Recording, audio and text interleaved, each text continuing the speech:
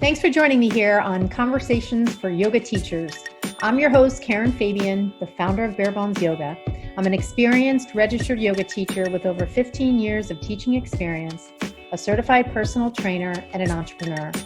My mission is this: to help you develop into a purpose-driven, confident yoga teacher, one who truly understands anatomy and how to share it clearly and confidently so that you can help your students learn and, as a result, grow your impact and connection. I strongly support and value the uniqueness of all individuals and provide a safe community where diversity is embraced. Through my mentorship and signature program called the Blueprint Learning Program, I help yoga teachers build their skills in the area of learning anatomy, and along with that, help them learn important business skills and personal development ways of being that will transform them into purpose-driven teachers who make a big impact.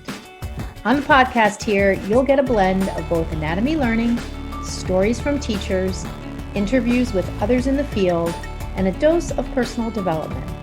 For more information and to get on the wait list for any of my programs, see my website, barebonesyoga.com.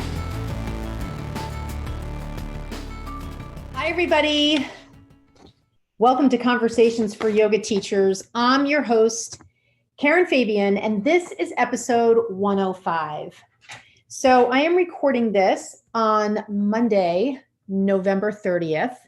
And I always like to record the date, especially in these really, really difficult times. It's going to be great when we can look back on these episodes and have all of this behind us. And by this, of course, I'm talking about the pandemic and, just all of what's happening as a result of us being, kind of deep into the 9th month of this. There's great news on the horizon, though. I'm really, really, I don't know if excited is the right word, but optimistic, because the vaccine development, I think we're up to 3 or 4 companies now that have viable vaccines. So that is just really, really great news. And hopefully by April, May, we'll be well underway in implementing the vaccination plan and getting our lives somewhat back to normal. So I wanted to just talk a little bit at the start about I don't want to say a minor shift, but just a shift of some kind that I'm going to be making in my approach to working with teachers. And I've been inspired to kind of rethink some of what I am doing from a really high level perspective. And I want to share it with you so that you have an understanding of what's kind of behind the scenes, so to speak, in terms of my motivation and what I'm offering and, kind of what I'm about. And it's, I guess you could say it's partly in the spirit of being transparent. It's also, though, an opportunity for me to share some of what I've been thinking through and how I am going to make those thoughts part of my mission and my vision and my action plans. And this is something that I really encourage you as a yoga teacher to do as well.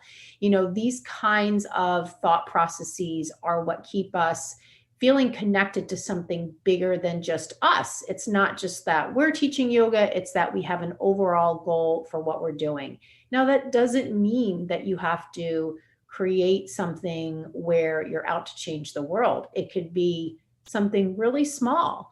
However, the meaningful thing is about it is that it should be meaningful to you.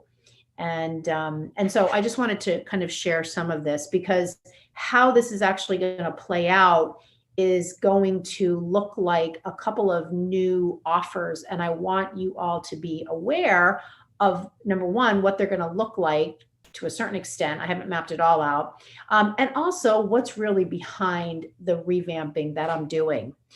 So, as I said, I've been thinking about how I want to shift my approach to working with teachers. And it's really a taking into account some of what I've learned in all the conversations I have with teachers in many different scenarios, whether it's teaching for other people's teacher training programs, like studios that hire me to do that. Whether it's emails I get, social media conversations, conversations that I have with people over social media, comments on the podcast. There's lots of different ways that I hear from yoga teachers. And I'm always really in tune to what people are saying and what might be kind of underneath what they're saying, because there really always is that other level.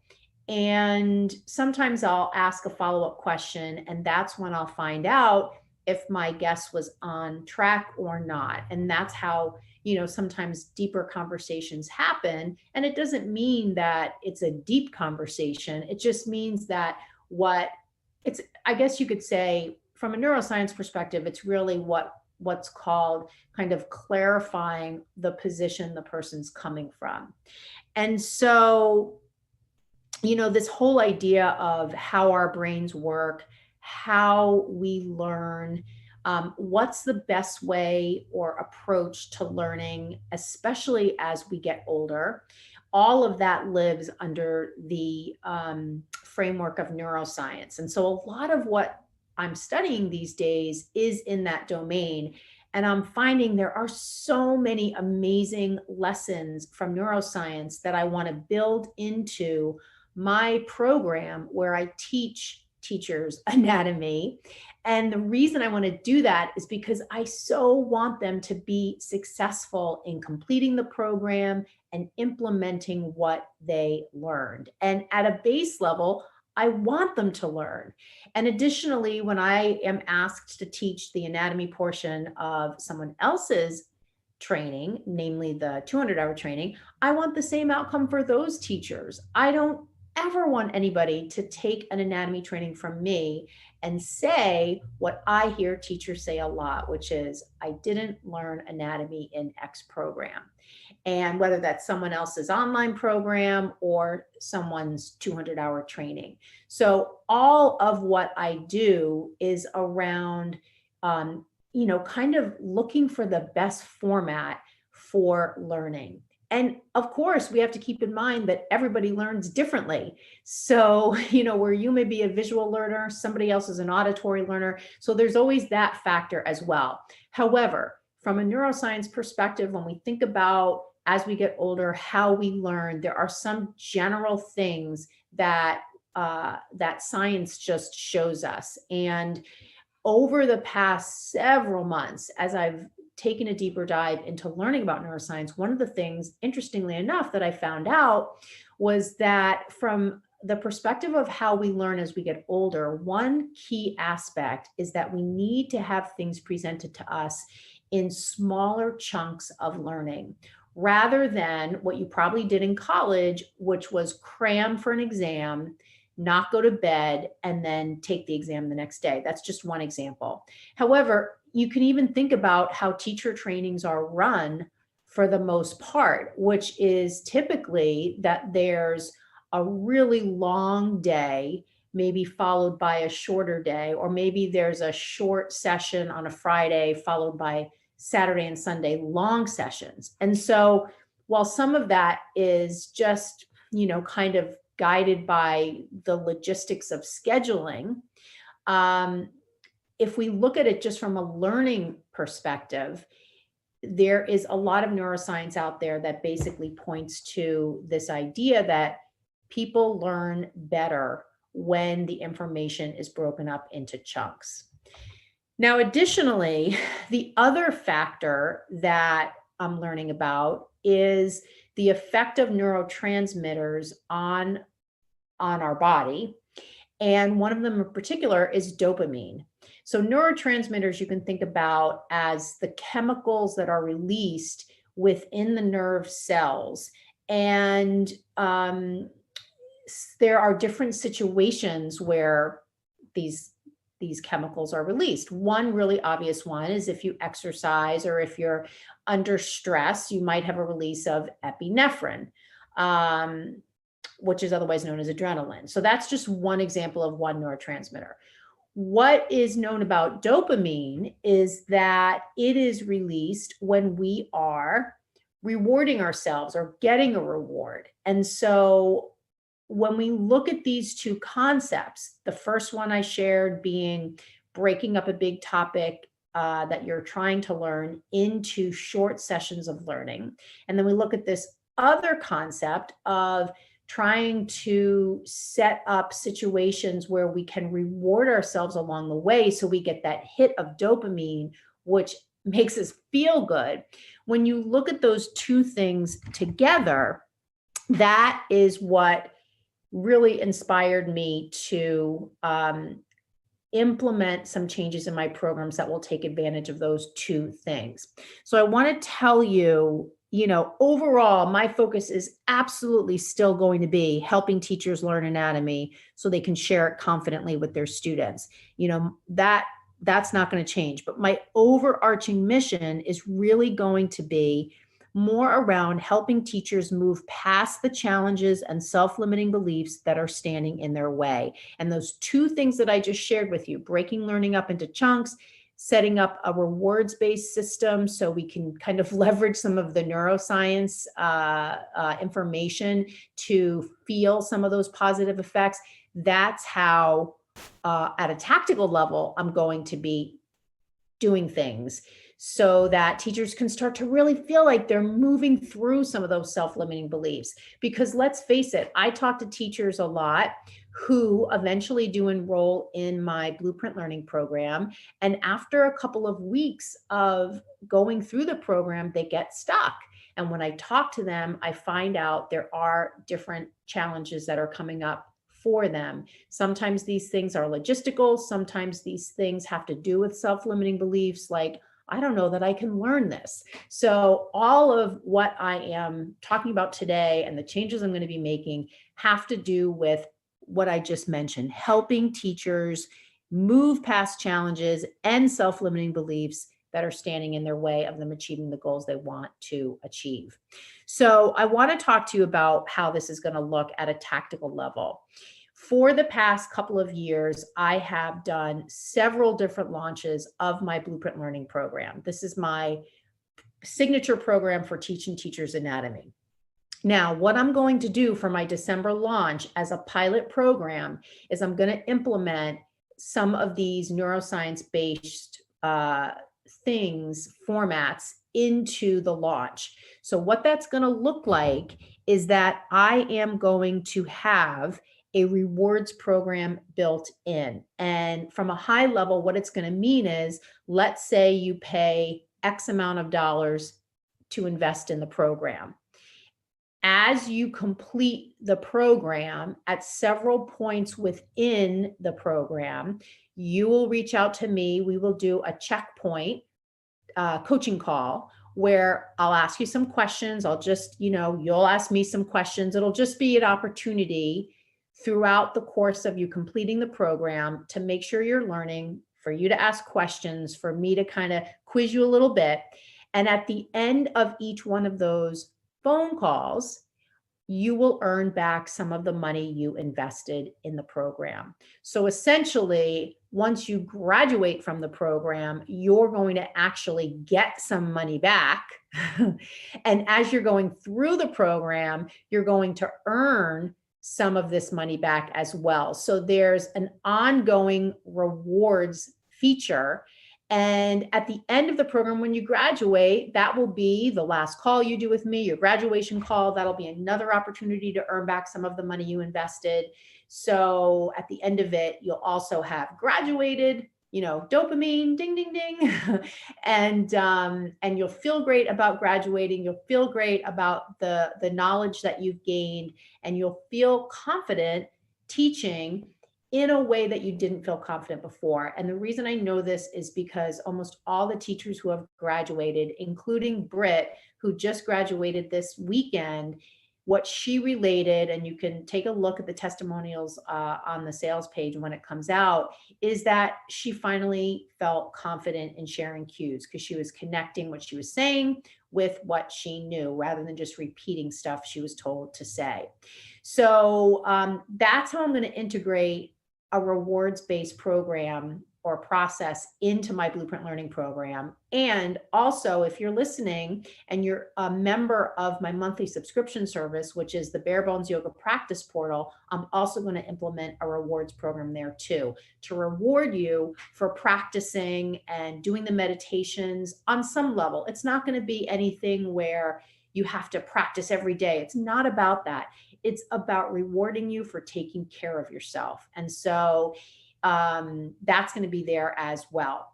Now, to wrap up this part of the podcast today, here's what I want to let you know. If you want to take a look at the offer for the Blueprint Learning Program when it is available, I'm going to do it in December, probably within the next 10 days or so. Get on the wait list, because then you'll be one of the first people to know about the offer when I make it. So to get on the wait list, just go to the website, barebonesyoga.com, and you'll see the waitlist link for the Blueprint Learning Program right on the homepage. If you want to check out the portal, you can also do that right off the homepage. And then the last thing I want to say in this part of today's episode is that every Monday, for the most part, at 6 p.m. Eastern, I am hosting a free yoga class in my practice portal, which is the monthly membership. So you can always join for free class. And I'll be posting on social media when those free classes are. They'll also be on the events page of my website, barebonesyoga.com. So in terms of today and what we're going to talk about today, I wanted to talk about some anatomical concepts. And these are things that come up frequently when I teach in teacher trainings. And so I thought it would be helpful to just kind of share some of these concepts with you, the listener. And they might be things that you've thought about before, or maybe talked about before, or maybe things that you wondered about. So this will be a good opportunity to kind of demystify some of these things. So the first one I want to talk about is range of motion. So you may have heard this term used in different ways. You may see it in writing, you may hear it in trainings, you may hear it on different podcasts. So what does range of motion apply to? Now you may say, well, the word range means range and motion means moving. So it's a range of moving. And that would be true. That would be true. So let's kind of break it down a little bit more. So if I look at it within the context of human anatomy and human movement, what am I talking about? I'm talking about movement of the body. And now that I'm talking about movement of the body, I'm talking about limbs moving in space. I'm talking about anatomical movements. I'm talking about muscles acting upon bones at joints. Joints being the spot where two bones come together. So whether I'm talking about the cup of the acetabulum in the hip and the head of the femur, making the hip joint, or I'm talking about the glenoid fossa of the scapula with the head of the humerus in there, making the shoulder joint, or I'm talking about the pelvic bones and their connection to the sacrum, the SI joint, or I'm talking about the surface of the tibia, the tibial plateau, and the condyles of the femur, making the knee joint. You know, whatever two parts I'm talking about, it is a joint. Now, when a joint is acted upon by muscles, that is how we get human movement. And when we look at human movement, we talk about it in terms of anatomical movement. So these are terms like flexion and extension and internal and external rotation. And when these terms come up, they are occurring within different planes of the body. Now, I want to just take a pause here and say, if you are unfamiliar with the planes of the body and anatomical movements, you really need to know these things cold. These are not things that you can flub. These are the basis of understanding human movement, and these terms and these concepts are the base from which we then learn other pieces of human movement for yoga teaching. So things like joints, how muscles work, key muscles in the body, muscles and poses, what is fascia, all of what we need to know about anatomy as a yoga teacher, right? Not as a physical therapist, not as an occupational therapist, not as a massage therapist, as a yoga teacher is predicated on us knowing what I'm talking about here. So now that we have a kind of a framework around this, we're saying, okay, so joints are where two bones come together, muscles act upon joints. As a result, limbs move. And now we can start to dive into this concept of range of motion a little bit more because we've kind of set the stage for this part of the conversation. So think about when you reach your arm up to the sky. And then think about when you're teaching and you ask somebody in your class to come into Warrior One, and their arm might not be reaching straight up to the sky. Maybe their arm's a little bit bent. Maybe they can't straighten their arm. So that's a good example of how their range of motion is different from yours. If you can do Warrior One and reach your arms straight up in the air and have your quote unquote arms align with your ears, which is a cue you might hear, your range of motion would be different than someone else doing Warrior One, where their arms reaching up to the sky might be in front of their ears. So their arms might not be reaching straight up, they might be reaching up at an angle. Now, when we look at those two scenarios of those two people, you versus the student in your class, what we know just from looking at the person is that the person who is not reaching straight up to the sky has some sort of limitation in their shoulders range of motion. We don't know what it is, but we can just look at them and see they can't reach their arm straight up in the air. Now, notwithstanding that maybe they didn't hear us or they don't understand the cue, let's put that off to the side. Let's assume that they get it. And intellectually, they know what it means to reach up in the air, reach up to the sky. But when they try to do it, they can't get their arms straight up and down. So this is an example of a limitation in range of motion. Why does this happen? Well, you might say, well, it happens because they have tight shoulder muscles. Yeah, that could be why. But what about if they have weak muscles? That could do it too. So this is a good example now of how we can't really know as teachers the source of the limitation of their range of motion.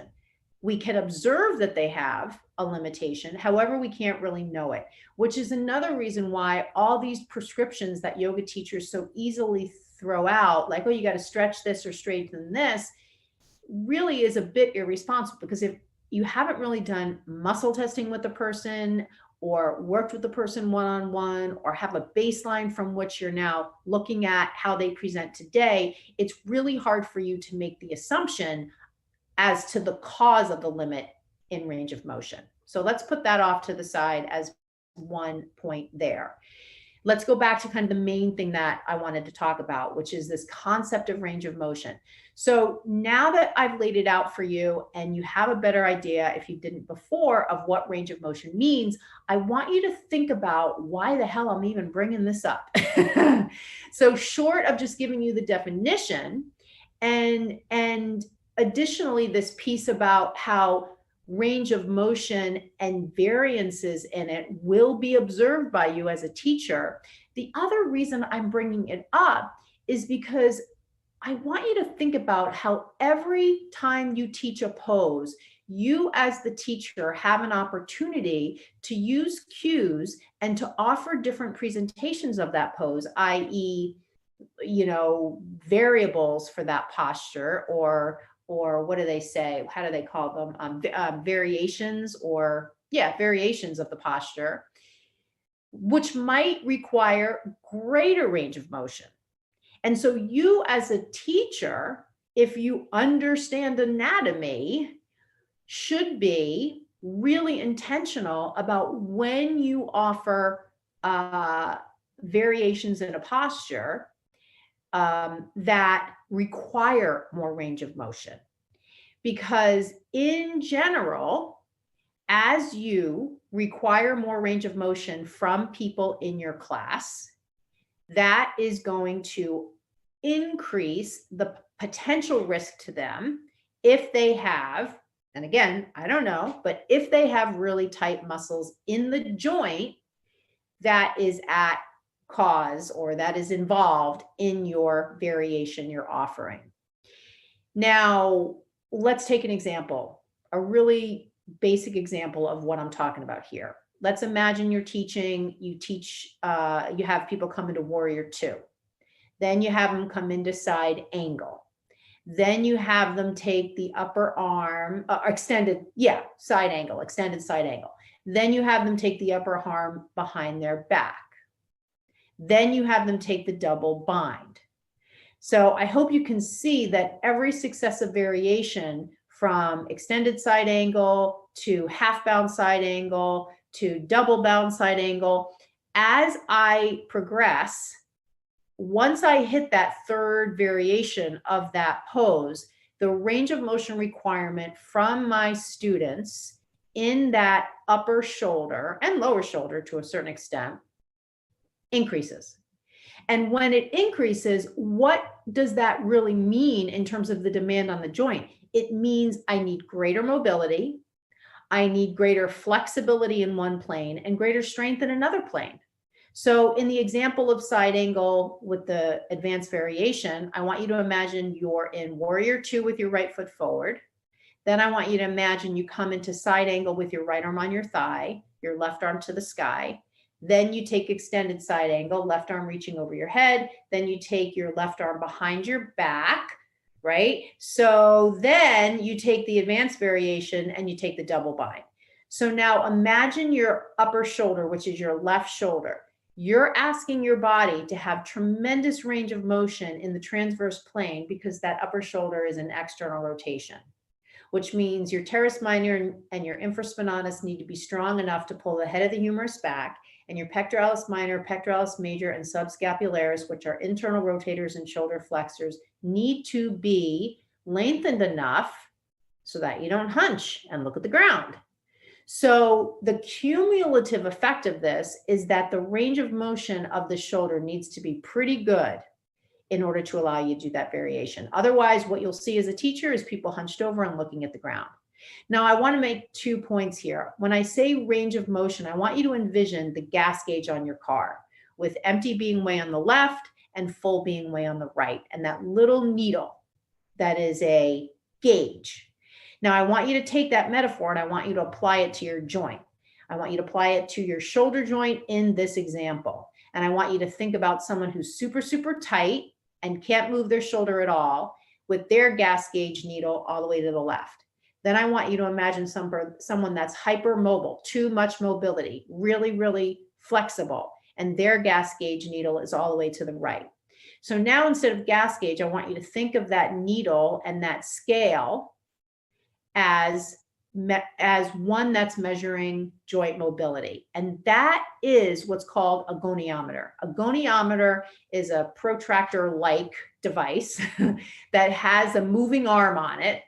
And what it does is it measures range of motion in a joint. So if you go to physical therapy and you've hurt yourself, chances are your PT is going to pull out a goniometer or a goni, they call it sometimes, and they're going to measure your range of motion. And they've got a chart that says this is what normal range of motion is for this joint and that joint and this joint and that joint. Now, we're not doing that in yoga class. As teachers, we're looking at people, we're giving them cues, we're looking at them. We might say, oh, that person is quote unquote out of alignment. But what it might really be, a more anatomically correct descriptor for that person might be that they have limited range of motion.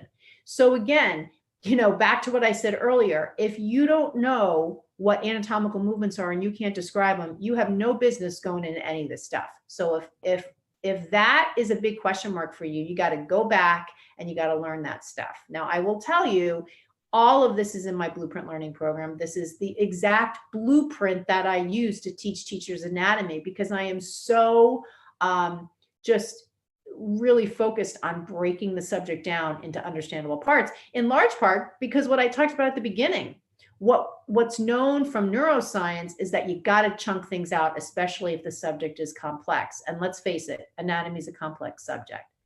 So now that we've talked about range of motion, what I want to now launch into is talking about joint mobility and how different joints have different levels of mobility. So I want you to think about and envision in your mind Michael Phelps swimming and doing the butterfly. Now I want you to envision a pitcher pitching in a baseball game. Now I want you to envision a weightlifter bench pressing. And I also want you to envision, trying to think of another example on the spot here. Well, I can't think of another example.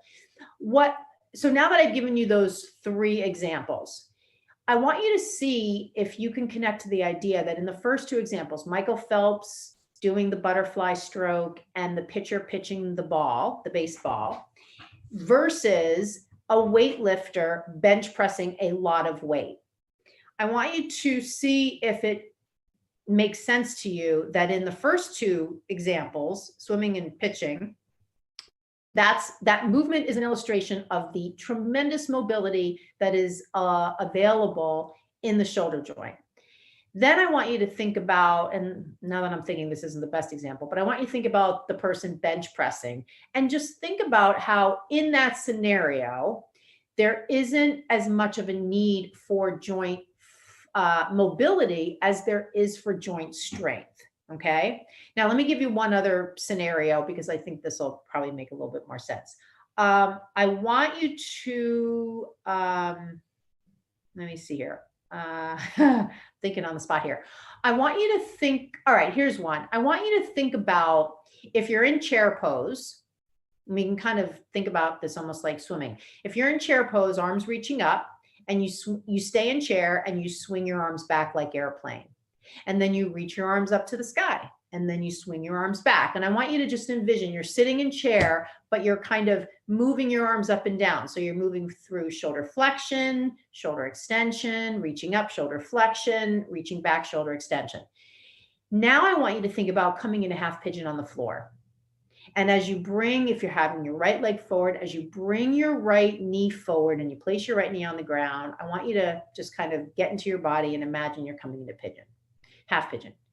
So in the first example, see if it resonates with you, the idea of that movement being pretty fluid, unless you've got some, again, limited range of motion in your shoulders. That's a pretty fluid movement versus something like coming into half pigeon, where even if you've got a lot of flexibility, although less so if you do, it is limited in terms of the movement itself. Now, the reason I'm giving you these examples is because I want you to start to connect to the idea of the type of joint it is having a natural connection to the mobility afforded to you. And so when we look at joints that are ball and socket joints, like hips and shoulders, for the most part, we're going to get more mobility from those joints than a joint like the elbow or the knee, which is more of a hinge and the knee's a bit of a hinge pivot. So that has implications for us as teachers as we're bringing people into different poses. And half pigeon, standing half pigeon are great examples because those postures really have not only movement at the knee, but movement up the kinetic chain at the hip. And how you present that makes a big difference. So if you're teaching half pigeon and you're not helping people understand that their hips generally going to have more mobility than their knee as they come into that pose, they may try to get mobility out of their knee when the better candidate is the hip, just by virtue of its infrastructure, ball and socket versus hinge hybrid. So that's another concept, this idea of joint mobility and different joints having different levels of mobility. Now, the next thing I want to talk about is this idea of using the variable of degree of movement as a variable when you're offering modifications. So this is, when I say degree of movement, this is kind of like range of motion. So I want you to think about an example where I have somebody do a lunge not a crescent lunge, but I have somebody, let's imagine you're in let's imagine you're in down dog. And I say, step your right foot forward, stack your right knee over your heel, squeeze your back thigh so your back knee's off the ground. Now take your hands, bring them inside your front foot. You could even have them on a block. And I want you to just take a moment to lengthen through that back leg. Keep your right knee stacked over your heel. Keep your hips pretty much the same level. So in that scenario there, the students are in a basic lunge. Now, if I want to progress that, I could say, drop your back knee to the ground and bring your forearms to the block. So now I've lowered them closer to the floor. They're still in that lunge. Now, if I wanted to progress it further, I could add some external rotation. I could say, turn your right foot out to the right a little bit. And then if I wanted to progress it even further, I could say, come onto the knife edge of your right foot and open your right hip even more. So those are 4 variations where I am using the degree of movement as a variable to increase the requirement for range of motion from the hip and, in effect, also the knee. Now, if I look out in class and I see a lot of just people out of alignment, I can, as I say here in this point here, I can use the variable of degree of movement as the variable to offer modifications. So rather than pull everybody out of the pose, I can, say, hey, if you're finding that you're sitting in your hip joint, if you find that you've lost the alignment of your front knee over your heel, I want you to go back and regress it, right? So progressions and regressions are exercise science terms, not really yoga terms, but we can use them here. I want you to go back to an earlier iteration of this posture. So that's an example of me using the factor of degree of movement as a variable to offer modifications. Another way to think of it, where I use the gas gauge in the earlier example, I want you to think of a volume knob on your car radio. Not many of us are listening to the car radio, but if you were, and think about the volume knob as a metaphor for turning up the requirement of the student. And you can think of that in terms of a requirement of additional range of motion or a deeper variation in the pose, however you want to think about that. And so as I'm teaching, if I want to offer modifications, one of the, high level, generally applicable modifications I can offer is just to turn the volume down, turn down the amount of, not really effort, but turn down the range of motion requirement that I am asking for from the students. And that is a really good, just general tool to have on your tool belt when you go in and teach a class. So another one, and I think this is going to be the last one, is this idea that, and this again really comes from exercise science.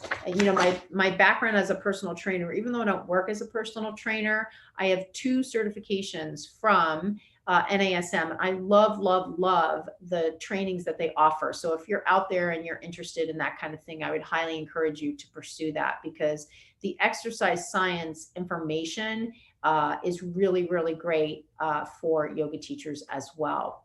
Now, having said that, this idea that this last piece comes from that, this idea that the body will look for the easiest way to perform a movement, even if it's not the most biomechanically sound. So I want you to think about when you're teaching and you see people, take a particular posture in a way, and you're kind of in your head thinking, I wonder why this person is doing it that way. Now, what this particular concept takes into account is that the person may intellectually understand what you want them to do. However, they may not have, and here's one of these terms again, the available range of motion in the joints that need it. So the body and all its magic may just try to get the person into the pose by kind of trying to get range of motion from a nearby joint, if the one that they really need to use, if they were approaching the posture from a biomechanically sound way, is too tight or limited in some way, who knows what the source of it is. So what you might see is a person out of alignment when really what's happening is underneath the skin, there's some limitation there. And, the reason I bring this up is because, sometimes teachers will look at students who are quote unquote out of alignment and they think it's just a matter of, well, maybe they didn't hear my cue. So maybe I need to rephrase it and then they'll be able to do it the right way. When in actuality, what it might be is that there's some infrastructure issue, right? So there's something with a muscle or something with a bone or something with the joint that is preventing them from approaching that posture in the most biomechanically sound way. And I guess you could kind of also say correctly, but I don't really love using that term. So let's just say biomechanically sound way. And you won't necessarily know what that is. Now, again, from exercise science, there's this term known as a muscle compensation. And you can think of a muscle compensation, there's several different kinds. You can think in general of a muscle compensation as a muscle that is not working optimally. So it's kind of doing a bit of a workaround. And sometimes it's not even that it's doing a workaround, it's that some muscle nearby is doing a workaround to compensate for the one that's not pulling its fair share. So again, there's a number of different definitions for muscle compensations. Right now, I just want you to think about this broad concept of a muscle compensation being a muscle that's really not pulling its fair share. And those are many times what is at cause when you're teaching and you see someone and in your head, you're thinking, maybe they didn't hear me. Let me just rephrase it. Even when you rephrase it, though, the person still may not be able to correct themselves. Now, having said that, and just this one last thing before I wrap this episode up, it is possible that, and this is again why you've got to know the anatomy, right? You can't just be saying stuff without knowing the anatomy, because in this particular example, if you understand anatomy, your rephrasing of the cue will be able to speak to exactly how they ideally have to move to correct the compensation that's happening. And this is where your corrective cue you provide, so your round 2 cue, is actually an opportunity for the student to correct that compensation, which is an amazing opportunity that you have as a yoga teacher to impact that student beyond that one pose. Because now what you're doing is you're giving them a cue that's triggering a muscle that's maybe too tight or too weak or whatever the source of the compensation is. And now, because of the way you rephrase the cue, they were able to eke out some movement maybe that they weren't able to access before. And if they do that, quote unquote, correctly more than doing it, quote unquote, incorrectly, thus exhibiting the compensation, now you're starting to retrain muscle. How amazing is that? Now your impact is maybe that person's going to come up to you and they're going to say, oh God, for the past couple of weeks, I've been really noticing my back pain is going away or my hip pain's going away. And, those things, I mean, granted, you would have to be really working probably one-on-one with a student to have that. The point is though, these kinds of things are possible because we all have muscle compensations. Many of them are related to bad posture. Many of them are related to repetitive movements that we are doing. And when we have these compensations, when we have these repetitive movements, when we have the cumulative effect of bad posture, the cumulative effect of injuries, scar tissue, fascia problems, and all of it, our body basically becomes a whole network of muscle compensations, right? And then we go to a massage therapist and we get a massage and we're like in so much pain, and the massage therapist is saying, oh my God, you have this tight thing and that tight thing.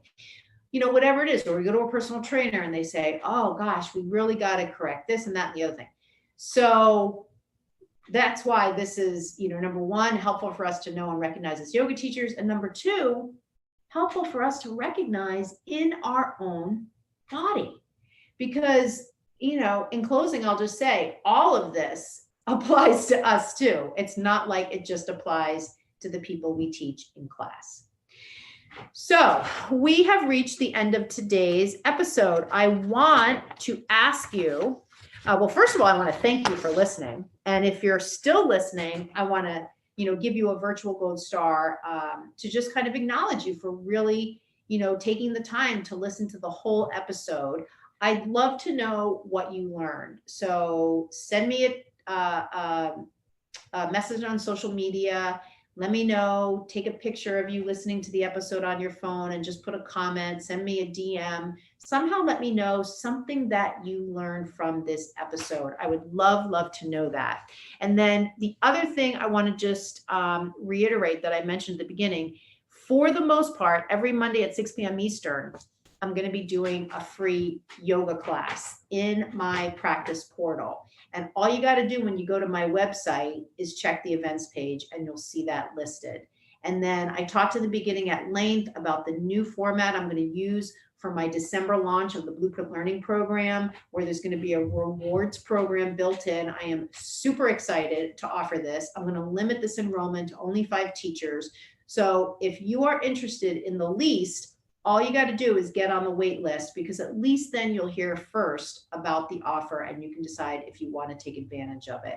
So all of this you guys can find on the website, barebonesyoga.com. I want to thank you again so much for listening, and I'll see you on the next episode. Namaste.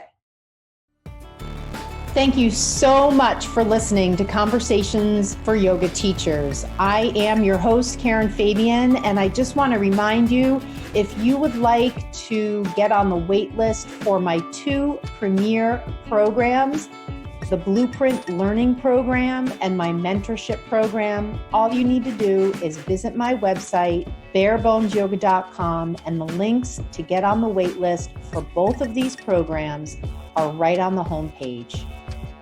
Thanks for listening, and see you on the next episode.